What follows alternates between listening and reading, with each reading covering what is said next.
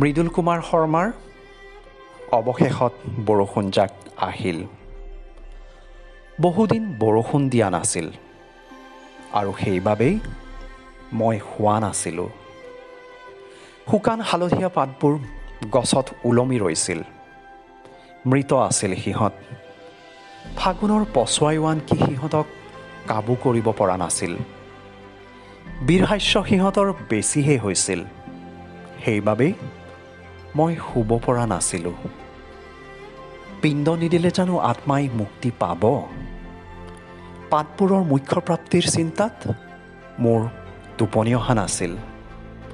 এনেদৰে দিন গৈ আছিল আৰু এদিন হঠাতে সৌ পাহাৰখনৰ চূড়াত কাজল বৰণীয়া মেঘ এথুপি উপস্থিত হৈছিলহি।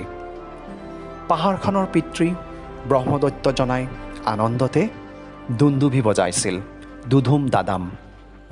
বতাহজাকেও হুঁহুৱনি বঢ়াই দিছিল এটা সম্ভাৱনীয়তাৰ প্ৰস্তাৱনাত।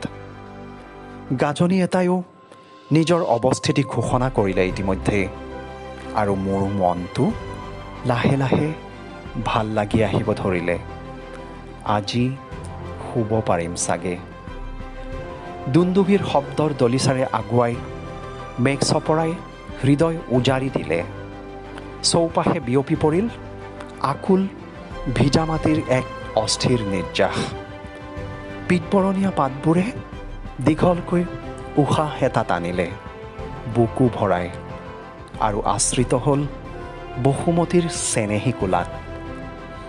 বৃষ্টিস্নাত পাতবোৰে প্ৰথমবাৰৰ বাবে সেইদিনা গালে মুকুতিৰ গান, আৰু মোৰ অপেক্ষাৰ অন্ত পৰিল। হেঁপাহ এটা বুকুত লৈ জীয়াই আছিলোঁ। সেই হেঁপাহত আজি মই যাম। আজি মই শান্তিৰে শুম।